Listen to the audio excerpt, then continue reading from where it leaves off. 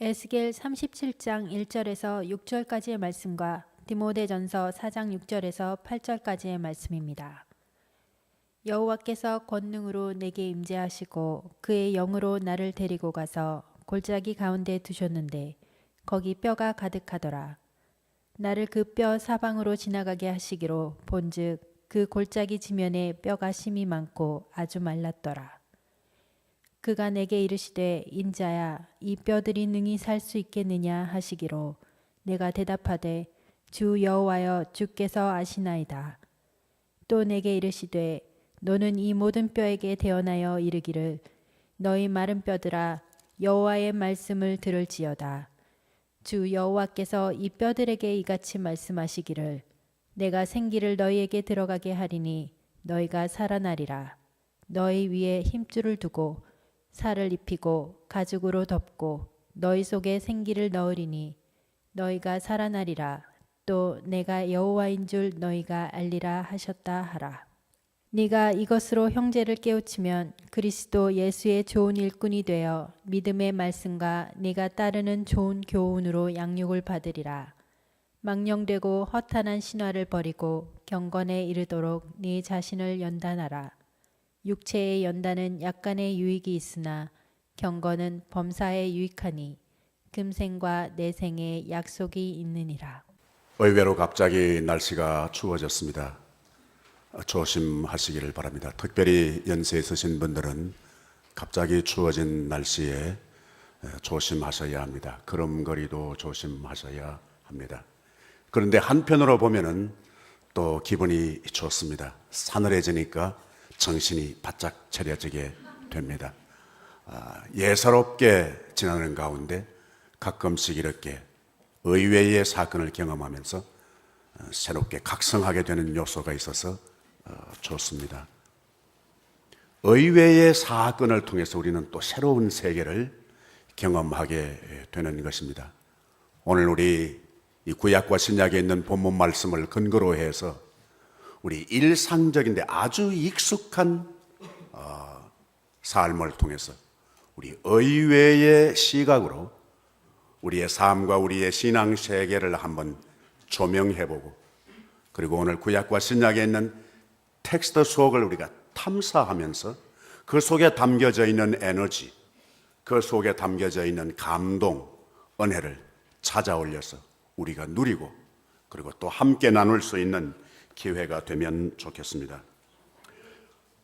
오래전이었습니다만 어느 학교에서 선생님이 제자들에게 이렇게 한 이야기가 기억납니다.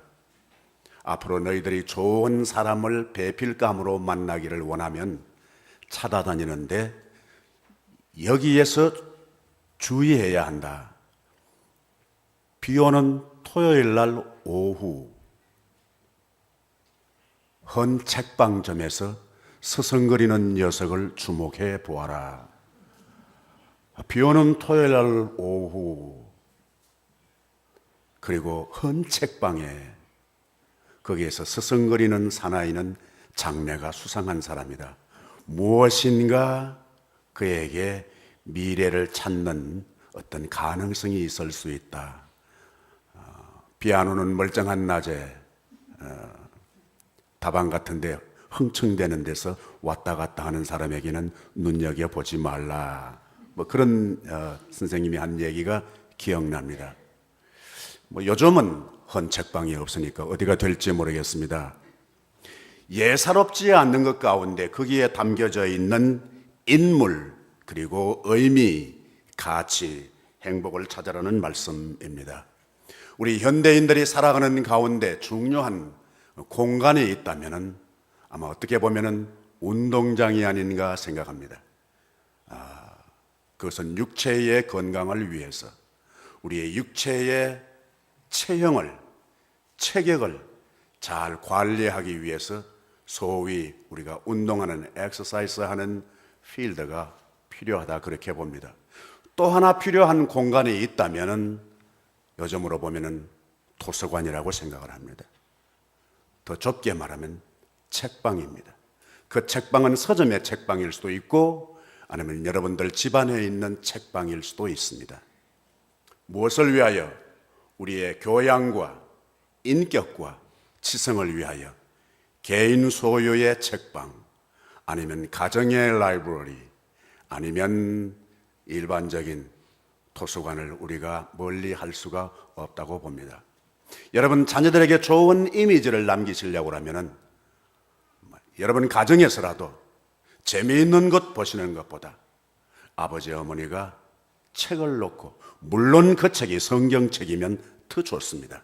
소설책일지라도 책을 펴놓고 같이 조용히 침묵하면서 있는 모습은 그 자녀들의 장래에, 그리고 내면의 세계에 적지 않게 영향을 미치리라고 생각을 합니다. 또 하나 필요한 공간이 있다면 바로 기도방이라고 생각을 합니다. 더 다르게 말하면 예배당입니다. 물론 우리 교회의 예배당도 예배당일 수 있지만 여러분 개인의 예배당, 그 예배당을 놓치지 않으셔야 합니다. 왜냐하면 우리의 영성을 위하여, 우리에게 체격이 있듯이, 우리에게 성격이 있듯이, 우리에게 체형이 있듯이, 우리에게 성형이 있듯이 우리에게 영격도 있고 영질도 있고 영형도 있기 때문이라고 봅니다. 특별히 그 기도방 가운데서 조금은 의도적으로라도 자녀들 보는 데서 쇼하는 것도 나쁘지 않습니다. 왜냐하면 어떤 분은 그거 쇼하는데 보이라고 그러면 뭐 창피하고 위선적이라고 그러는데, 어린 반푼어도 없는 얘기. 다른 데는 위선적이지 않나요? 그러면 여러분들이 자녀들에게 다른 데 위선적인 짓은 공개적으로 하시면서 왜 좋은 영적인 신앙적인 위선은 왜 수치스럽게 여길까? 정말 이율배반적이라고 생각하고 용기를 내시기를 바랍니다. 기도하실 때, 성경을 보실 때, 그때 여러분 공개적으로 조금은 얘들아 봐라 하는 의식을 가지고 하셔도 괜찮습니다. 성경을 보시든지 아니면 두 손을 모으고 고개를 숙이고, 특별히 어려운 일을 만났을 때 자녀들이 아는 어려움, 가정의 어려움이든지 경제적인 어려움이든지 아니면 교회적인 어려움, 자녀들하고는 상관이 없는 것 같을지라도 교회를 위하여 아버지 어머니가 두 손을 모으고 고개를 숙이고 기도하는 모습은 그 자녀들의 영성에 엄청난 에너지를 공급하는 기회가 되는 줄 믿습니다. 특별히 그들의 영성의 세계에, 메마른 영성의 세계가 뿐만이 아니라 앞으로 장래 그들의 미래에 마치 마른 땅에 물 들어가듯이 아이들의 영성의 세계에 공급해 준다고 봅니다. 더 효과적인 것은, 그것은 인위적으로 쇼하듯이 할 필요는 없습니다. 성령께서 감동 주시는 대로 고개를 숙이고 있는 아버지 어머니 눈에 눈물이 비친다면, 아버지 어머니가 눈을 뜨고 있는데도 그 눈에 젖은 눈동자를 자녀들이 목격한다면 그 아이들은 영적으로 싱싱할 수 있습니다. 사회에 나가서 더 큰 은총을 누리게 되는 줄로 믿습니다. 오늘 구약과 신약에 있는 본문 말씀 가운데 익숙한 생활에 현대의 세 가지의 공간 가운데 우리의 육체를 위해서 많이 활용하고 언급하는 우리 운동장, 체육관, 취임은 우리의 신앙생활과도 적지 않게 영향을 미친다고 봅니다. 디모데에게 준 말씀 가운데 너희 경건에 이르도록 자신을 연단하라. 연단하라고 하는 말은 굽나주어입니다. 굽나주라는 말을 어근으로 해서 영어에 짐네지움이 생겼고, 더 말을 줄여서 우리가 보통 짐이라 그렇게 말합니다. 우리는 육체를 위해서 짐의 출입을 우리가 자주 하고 익숙하게 해야 될 줄로 믿습니다. 개인적으로는 짐하고 거리가 멀리 사는 사람이 바로 여기 서 있습니다. 많은 충고도 받고 또 프레셔도 받는데 이게 정말 재미없는 것 같고 거기에 있는 시간이 아깝다고 생각하는데 이게 어리석은 생각이라고 하고 도전하고 있습니다. 만약에 육체적인 짐일지라도 꼭 거기 짐만이 짐이 아닙니다. 여러분의 가정도 짐일 수 있습니다. 여러분의 일터도 짐일 수 있습니다. 육체적인 짐만 필요한 것이 아니라 우리의 인격과 우리의 영성에 또 다른 짐이 필요하기 때문입니다. 육체를 위해서도 연단을 한다면, 연습을 한다면 우리의 지성과 우리의 영성과 우리의 믿음과 사랑을 위해서도 짐이 필요하다고 봅니다. 전문가 경지에 있으면 절대로 생긴 대로 그렇게 말하거나 그렇게 걸어가지 않습니다. 유명한 패션 모델은 걷는 것도 배운다고 합니다. 여러분 패션 모델이 걷는 것 보셨어요? 예. 그냥 양발 떡 벌리고 그냥 이렇게 걸어가지 않습니다. 그런 패션 모델은 없습니다. 아주 발을 딱바로 하고서 그리고 일자로 줄 쳐놓은 것을 걸어가듯이 이렇게, 그리고 어깨도 그냥 움직이지 않고 걷지 않습니다. 살레살레 흔들면서 바람에 날리듯이 그렇게 갑니다. 이건 느닷없이 자기 생긴 대로 걷는 게 아닙니다. 적지 않게 돈 들이고 그리고 스트레스 받으면서 배웁니다. 전문가는 걷는 것도 배웁니다. 우리가 신앙의 경지에 높이 있으려고 하면 우리는 배워야 합니다. 그냥 배우지 않고 되는 것은 그냥 그것으로 끝날 수 있을는지 모릅니다. 그러나 적어도 사명감을 가지고 걷는 것이 사명이라면 걷는 것도 배워야 할 줄로 믿습니다. 난 모델들의 걷는 모습을 보면서 아이고 저건 정말 걷는 것 같지 않다. 굳이 왜 이렇게 어깨를 살레살레 바람에 나부끼듯이 그렇게 흔들어야 하는가, 그런 의구심을 가집니다만 그거는 내 생각이고, 예. 그런데 그 잘 걷는데 무엇이 따라와요? 돈이 따라옵니다, 여러분. 잘 걸으셔야 돈을 많이 버는, 돈을 많이 받는 모델이 된다는 사실입니다. 경건을 훈련하는데 이 디모데에게 준 교훈 가운데 두 가지 교훈을 줍니다. 하나는 허탄한 신화를 버리고입니다. 허탄한 신화, 이것은 쓸데없는 이야기 좀 하지 말라. 여러분들의 행복을 위하여, 여러분들의 영성을 위하여 우리는 얼마만큼 필요한 얘기를 많이 하고 왔는가를 점검해 보아야 합니다. 우리 이야기 가운데는 쓸데없는 이야기가 많습니다. 비생산적인 이야기가 아닌 것까지는 용납할 수 있을런지 모릅니다. 다른 사람은 말할 것도 없고 내 자신의 행복을 위하여 파괴적인 언어가 얼마나 많이 우리의 입에서 남발되었는지 모릅니다. 허탄한 신화는 고상한 무슨 옛날 신화 이야기만이 아닐 수 있습니다. 여러분의 가정에서, 이웃에 만났을 때, 특별히 우리 교회에서 만났을 때 허탄한 신화를 버릴 줄 아는 용기가 있어야 합니다. 오늘 이 본문 말씀 가운데 버린다고 하는 말은 같은 신약 성경 누가복음 14장에서는 용서를 구하라는 말로 번역되어 있습니다. 허탄한 신화를 버리는 것은 다르게 말하면 내가 용서를 구하는 것입니다. 이건 한글 개역 성경에 용서를 구하라. 허탄한 신화를 버리는 것은 다른 사람에게 내가 용서를 구하는 것입니다. 똑같은 오늘 여기에 버리고라고 하는 말은 같은 디모데전서 5장으로 넘어가면 거기에 거절하고 그렇게 번역되어 있기도 합니다. 여기에 똑같은 단어가 그렇게 번역되어 있습니다. 허탄한 신화를 버린다라고 하는 말은 단순하게 이야기를 하지 않는다는 정도가 아니라 더 적극적으로 용서를 구할 줄 알아야 한다는 겁니다. 용서를 구하고 난 이후에야 비로소 육체적인 연단을 위해서든지 우리의 인격적인 연단을 위해서든지 영적인 연단을 위해서 우리가 그 짐에 들어갈 수 있다는 겁니다. 평소의 옷을 그냥 입고 짐에 들어가면 불편하다는 것입니다. 우리가 거절해야 할 것. 우리는 대체로 다른 사람에 대해서는 거절을 잘합니다. 그건 아니야, 틀린 거야. 그러면 어떻게? 나는 맞다 이겁니다. 우리는 거절을 잘하는데 다른 사람, 교회에 대해서는 그것이 어떤 사실인 것까지도 우리가 거절을 잘하는데 익숙해져 있습니다. 그런데 우리가 더 깊은 내면의 세계에 자기를 훈련하는 차원에서는 자기 자신에 대해서도 거절할 수 있는 것이 익숙해야 합니다.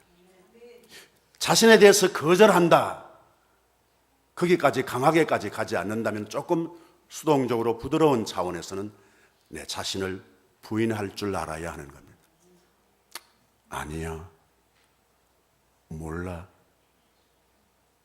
그것이 사실인지 아닌지는 모르면은 이게 수치고 무능같이 여겨지지만 사실은 때로 보면은 적지 않은 분량이 내가 모른다고 한 것이 나중에 보면 맞는 것이 적지 않게 많다는 얘기입니다.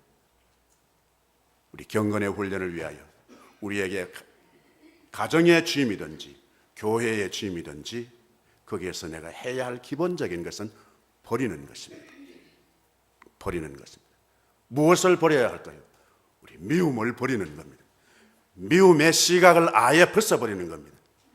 그리고 교만의 시각을 벗어버리는 겁니다. 의외로 교만은 내 행복뿐만 아니라 가정의 행복과 그리고 교회의 영성에 초치는 경우가 적지 않다는 사실입니다. 자기의를 드러내고서 하나님께서는 역사하시는 것을 좋아하시지 않습니다. 하나님의 의를 드러내는 것입니다. 우리 공동 번역에는 이렇게 번역하고 있습니다. 미안하오. 내가 네 초청에 갈 수 없어서 미안하오. 이 버리고라고 하는 말을 미안하다고 말할 줄 아는 것입니다. 여러분, 우리의 주임이 교회일 수도 있습니다. 가정일 수도 있습니다. 여러분, 직장일 수도 있습니다. 여러분, 기도일 수도 있습니다. 우리의 만남일 수도 있습니다. 그것을 무슨 엄청난 과제로 생각할 것이 아니라 나는 지금 여기 주임에 들어와 있다. 주임에서 연습한다. 무엇을 위하여? 내 행복을 위하여, 내 영성을 위하여, 우리 가정의 평화를 위하여 연습한다. 그렇게 생각할 수 있으면 의외로 극복하기가 쉬울 줄로 믿습니다. 보다 적극적으로 연단이라고 하는 이 말은 굽나조인데 원래 말은 발가벗는다 그런 뜻입니다. 고대 사회에서 경기장에 들어가는 사람은 옷을 벗어야 했습니다. 그리고 벌거벗은 채로 경기를 하는 것입니다. 물론 거기에는 그 당시에는 여자들은 그 경기장에 들어갈 수 없었습니다. 경기장에 들어온 선수들이 다 옷 벗고 경기하기 때문에 그렇습니다. 여자들은 들어가지 못했습니다. 옷을 벗고서야 비로소 연단이 가능하다는 것입니다. 우리가 벗어야 할 것은 한두 가지가 아닙니다. 특별히 그 중에 하나, 우리 행복을 위하여, 여러분들의 정신적인 건강을 위하여, 우리의 인격의 어떤 체형을 위하여 필요한 것은 벗는 것입니다. 벗어야 할 것이 많겠습니다만 그 중에 특별히 우리가 행복한 관계, 좋은 만남을 유지하기 위하여 벗어야 할 것, 중요한 것 가운데 하나는 바로 편견입니다. 편견을 벗어야 하는 것입니다. 편견을 가지고는 우리가 오해의 속에 소용돌이치고 그 갈등과 오해의 홍수 속에 떠내려갈 가능성이 많습니다. 프랜시스 베이컨이라고 하는 사람은 이 편견을 우상이라고 말했습니다. 진리에 방해되는 요소가 있는데 4가지의 우상이 있다고 말합니다. 우리 실제 삶 속에는 편견입니다. 제 자신이든지 지금까지의 긴 세월 동안 목회를 통해서 경험한 바 우리의 체크할 수 있는 해부하듯이 인간관계와 특별히 우리의 직분과 교회를 분석해 볼 때 편견이 우리의 교회와 우리 행복과 가정에 얼마만큼 저해 요소가 되었는가를 생각하면 안타깝고 슬프기까지 합니다. 여러분의 편견을 벗고 여러분들의 자신을, 다른 사람이 아닌 자신을 주임에서 부지런히 연단할 수 있게 되기를 바랍니다. 두 번째, 우리 일상생활에서 잘 쓰는 것이 바로 나는 게임이라고 생각합니다. 게임. 호모 사피엔스, 인간을 가리켜서 그렇게 표현하는 말입니다. 인간은 다른 동물들에 비해서 지혜 있는 존재다는 것입니다. 지혜 있는 존재, 호모 사피엔스. 호모 에코노미쿠스, 경제적인 인간. 이거는 현실적으로 우리가 무시할 수가 없다고 봅니다. 1938년 네덜란드 역사가 있는 호이쟁거라고 하는 사람은 그때 책을 쓰는데 호모 루덴스, 인간은 노래하는 인간이라, 그렇게 인간을 그런 각도로 놀이의 관점으로 인간을 이해한 것입니다. 현대는 어떻게 보면은 게임의 시대입니다. 아이에서부터 어른까지 숱한 게임이 많습니다. 게임 없이는 살아갈 수가 없을 시대가 되었습니다. 물론 컴퓨터 게임도 있습니다. 물론 카드 게임도 있습니다. 이 카드 게임 잘못하면 큰일 납니다. 스포츠 게임도 있습니다. 이 스포츠 게임에는 엄청난 돈이 연결되어 있습니다. 그래서 그 스포츠의 대전이라고 할 수 있는 것을 그 중에 하나가 에이시안 게임입니다. 스포츠를 게임이라고 말하는 것도 우리 현대인들에게 익숙한 것이라고 봅니다. 또 하나는 전쟁 게임이라고 할 수 있습니다. 옛날처럼 전쟁을 전쟁으로 하는 것이 아니라 게임하듯이 합니다. 그런데 게임도 전쟁을 합니다. 이건 정말 아이러니한 현재 사회 구조라고 볼 수 있습니다. 게임하면서 전쟁합니다. 뭐 사람 죽이는 거 그냥 게임하고 오히려 재미있어 합니다. 왜냐하면 그게 스코어가 올라가기 때문에 그렇습니다. 그런데 실제로 전쟁에 나가면 아무 감각 없이 상대방을 여지없이 사살하는데 무감각해질 수도 있는 것이 우리의 위태로움이라 그렇게 생각을 합니다. 공부도 게임하듯이 하는 것 같습니다. 옛날에야 공부하면 공부 하나 하면 그 뒤에 시끄러운 소리도 다 끊고 했는데 요즘은 음악 틀어놓고 책 보고 엉뚱한 짓 하면서 공부합니다. 이거 완전히 게임입니다. 사업도 게임하듯이 합니다. 사랑도 어떻게 보면 게임입니다. 어느 한편에서는 불리해졌다가 한쪽에 유익해지면 또 조금 상황이 바뀌면 불리해졌던 사람이 유익한 경지가 오고 유익했던 사람이 불리한 상황도 맞게 됩니다. 이런 숱한 게임의 현장 속에서 우리는 그 예사로운 게임 속에 그것을 단순하게 게임을 거부하는 정도가 아니라 또 다른 우리에게 도전받는 게임이 있어야 할 줄로 압니다. 그 게임은 바로 신앙의 게임이라고 생각합니다. 여러분 자세히 보면 성경의 숱한 인물들, 하나님께서 역사하셨던 사람은 다 하나님과 맞붙어서 게임한 사람들입니다. 아브라함은 하나님과 게임합니다.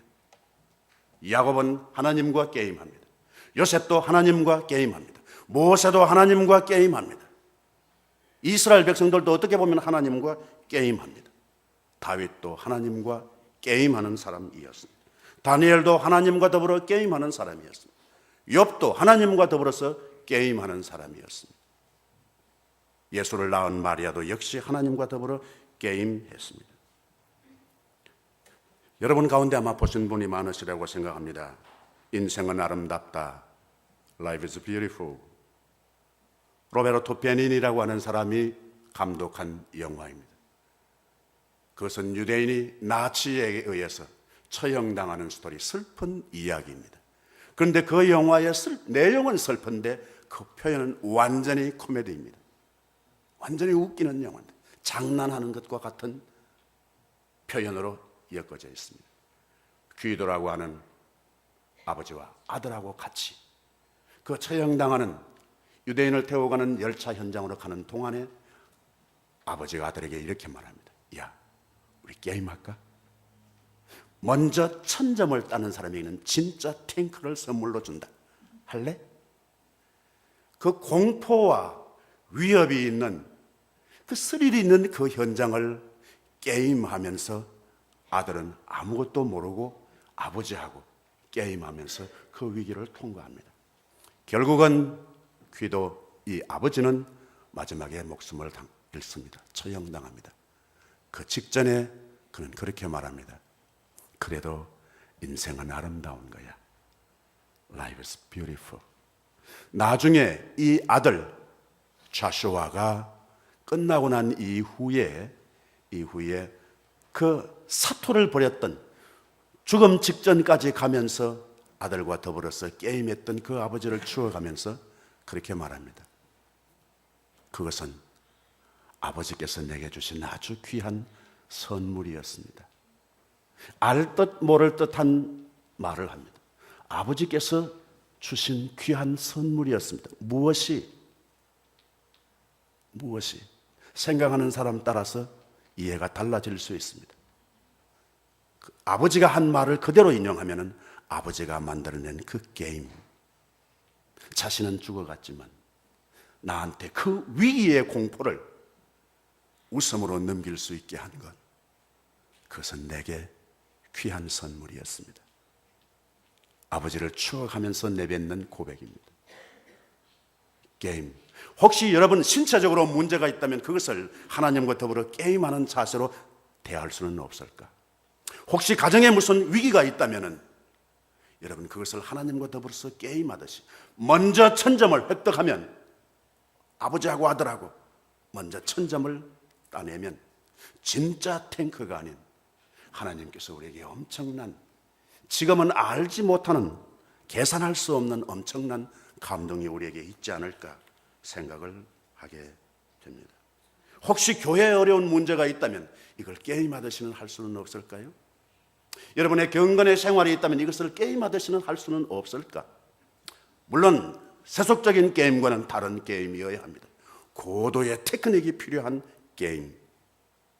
하나님 앞에서 1000점의 스코어를 내가 얻고 말리라, 그렇게 생각하고 옹졸하지 않게, 그러니까 딱 닫혀 있지 않는 상태로 그렇게 도전할 수 있을 줄로 믿습니다. 세 번째, 우리에게 또 하나 중요한 것이 있다면 미국은 자동차의 나라입니다. 자동차 운전하는데 세 가지 필수의 요건이 있다면 나는 엔진과 그 차 몸체와 연료가 아닌가 생각을 합니다. 우리가 줄여서 편리하게 쓰는 말로 가스입니다. 자동차에 가스가 없으면 이건 자동차 구실을 못하는 것입니다. 그는 가끔씩 저는 그런 생각을 합니다. 가스스테이션에 들어가서 호수로 자동차에 연료를 주입할 적마다, 하나님, 이 차는 휘발유 먹고 가는 차. 하나님, 나는 목회자로서 무엇을 먹고 움직이는 직분자이고, 그리고 그 연료는 무엇이어야 합니까?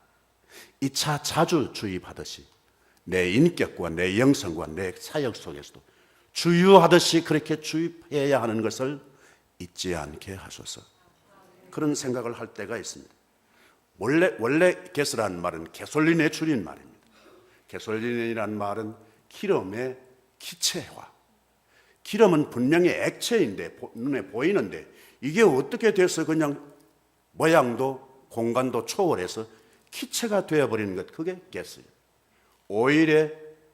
오일이라는 말과 가스가 합쳐서 된 말이 가솔린 아닙니까? 그리고 뒤에 약품을 나타내는 말 IN이 붙었을 때입니다. 예를 들면 페니실린, 사카린, 벤진, 뒤에 IN이 붙어서 가솔린. 그래서 액체가 눈에 보이는 것인데 그것이 기체로 된 것, 그게 가솔린입니다. 자동차에 중요한 요소가 있다면 가솔린입니다. 아무리 완벽한 시스템이 되어 있어도 거기에 가솔린이 들어가지 않으면 기능할 수 없는 것과 같습니다. 이 가솔린이라는 말을 과학적으로 표현하면 에너지입니다. 이 동양에서는 이것을 가스를 기라 그렇게 표현했습니다. 기. 모든 물체에는 반드시 기가 있다는 겁니다. 우리 말에 기라는 말이 참 많이 들어갑니다. 기절하겠네. 기절하면 안 됩니다. 기절하면 몸 구실을 못합니다. 기절하면 사역의 사명의 구실을 못합니다. 기절하면 안 됩니다. 기절이라는 말이 뭐예요? 기가 끊겼다 그 말입니다. 기가 끊기면 안 되는 겁니다. 힘이 탁 탈진하면 어떻게 돼요? 기진맥진했다. 기도 떨어지고 맥도 떨어졌다. 그러면 안 되는 거죠. 더 재미있는 표현 가운데는 기죽이지 마. 여러분, 기죽이면 안 됩니다. 다른 사람이 기죽이면 안 됩니다. 여러분, 더더욱이 자기 자신이 기죽이면 안 됩니다. 혹시 기를 죽였다 생각하면 어떻게 돼요? 기를 다시 공급 받으셔야 합니다. 우리 온 전신에 사실은 기는 작용한다고 보는 것입니다. 얼굴에는 무슨 기? 얼굴에는 생기. 얼굴에 생기 있으면 건강한 사람입니다. 그리고 말에는 무슨 기? 말에는 온기가 있어야 합니다. 말에 그냥 칼날같이 날카롭든지 말의 얼음장같이 그냥 싸늘하든지 그러면 건강하지 못해서 그렇다고 보시면 됩니다. 여러분들 미워서가 아닙니다. 건강하지 못한 사고 속에서는 말도 차갑게 나오는 것입니다. 근데 그 말의 온기, 가슴에는 열기가 있어야 합니다. 우리 몸에는 열기가 있습니다. 오로지 전체 우리 삶을 보면 기입니다. 그러면 성경에서는 기를 뭐라고 말하는가? 루하라고 말합니다. 히브리 성경은 루하라고 말합니다. 오늘 에스겔서 37장에 있는 말씀은 새로운 엄청난 감동의 현장입니다. 여러분, 에스겔서는 포로된 선지자가 포로로 가 있는 사람들에게, 그리고 포로 현장에서 예언하는 포로의 예언입니다. 포로된 선지자가 포로된 백성들에게 포로지에서 선포하는 포로의 예언이 예레미야서입니다. 예레미야의 특징은 이스라엘 백성들이 포로가 된 원인을 아주 적나라하게 지적합니다. 그건 죄 때문이다. 너희들이 하나님께 죄를 범했음으로 말미암아 포로가 된 거다. 그걸 지적합니다. 그리고 어떻게 하면 되겠느냐?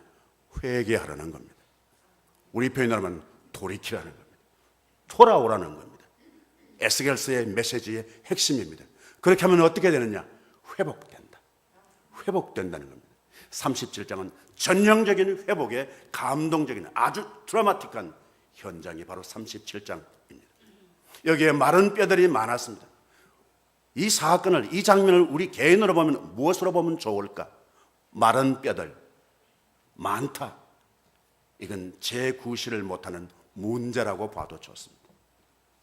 여러분 마음속에, 혹시 가정에, 우리 교회에 마른 뼈들처럼 기능을 제대로 하지 못하는, 인간도 아니고 그렇다고 해서 모두 유용한 쓸모있는 물건도 아닌 마른 뼈다구들이 득실거리는 골짜기와 같다면 어떻게? 묻습니다. 인자야 살겠느냐? 에스겔은 그렇게 대답합니다. 주께서 아시나이다. 이렇게 말해라. 마른 뼈들아 여호와의 말씀을 들을지어다. 이 마른 뼈들이 어떻게 여호와의 말씀을 들어요?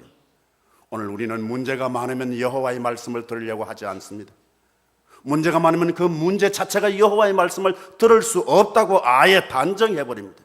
그래서 다른 대책을 세웁니다. 그러나 에스겔은 마른 뼈들아 말씀을 들을지어다. 어떻게 회복이 가능한가를 구체적으로 가르쳐 주시는데 말씀을 들으랍니다.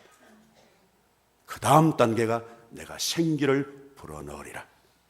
루하를 이 속에 불어넣으리라. 그렇게 해서 살게 된다. 그냥 단순하게 사는 것이 아니라 아주 큰 군대더라. 마른 뼈들 쓸모없는 것이, 좋아할 리가 없는 것이 문제거리예요.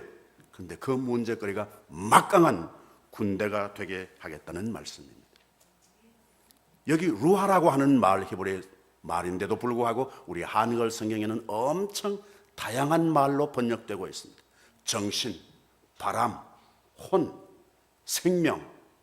특별히 엘리사가 엘리야하고 작별할 때 그때 이렇게 고백합니다. 당신의 영감을 내게 갑절이나 있기를 원하나이다. 그 영감이라고 하는 말은 바로 루하입니다.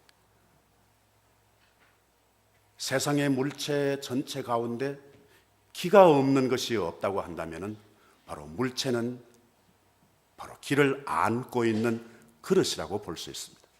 교회도, 우리 개인적으로도, 직분도 두 가지가 엮어져 있습니다. 하나는 형식입니다. 하나는 외형입니다. 교회로 보면은 제도입니다. 행정이라고 볼 수 있습니다.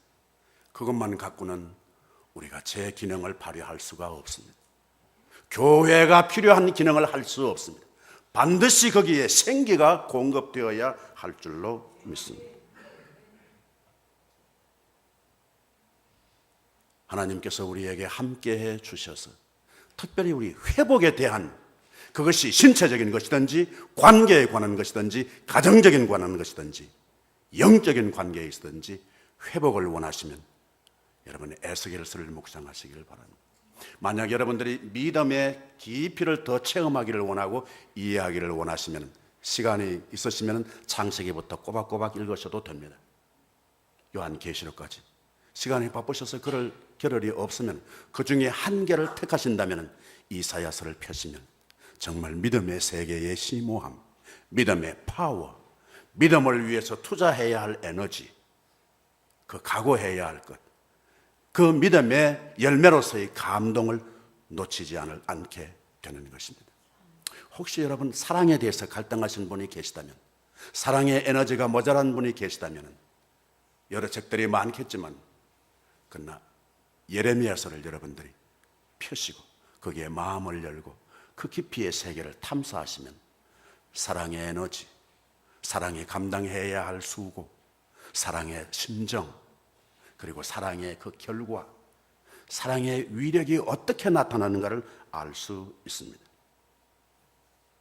이미 말씀드렸습니다만 여러분에게 희망이 필요하시다면, 무언가 어떤 것에 회복이 필요하다면 에스겔 선지자를 만나시기를 바랍니다.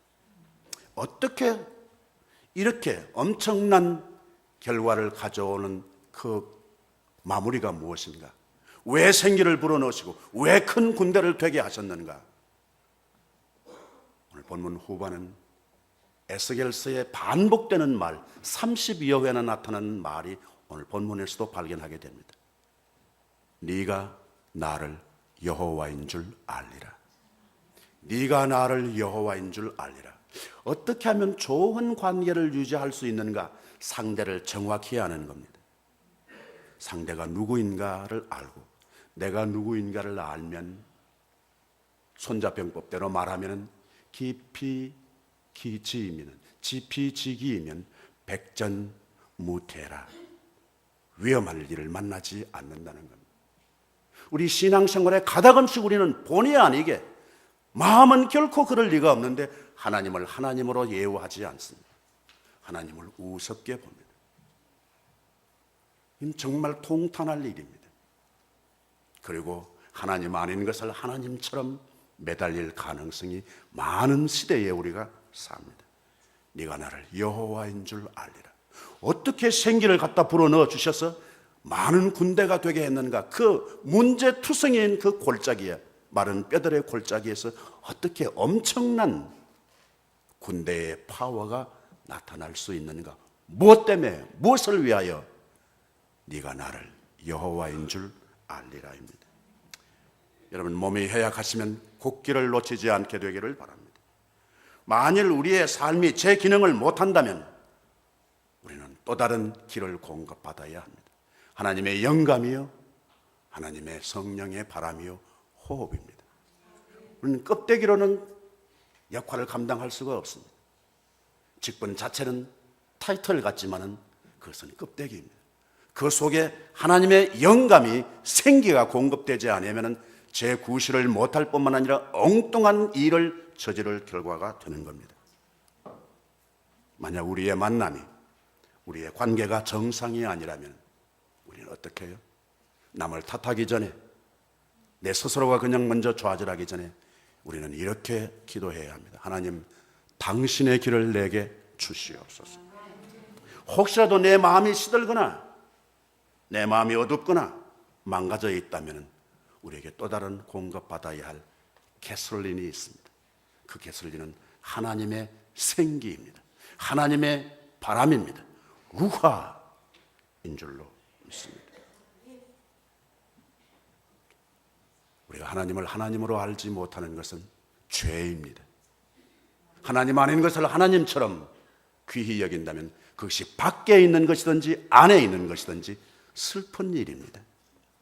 우리의 삶 속에 익숙하게 경험하는 짐, 끊임없이 반복하는 게솔린 활동, 끊임없이 우리 안에서 알게 모르게 역사하고 있는 생기, 루하를 통하여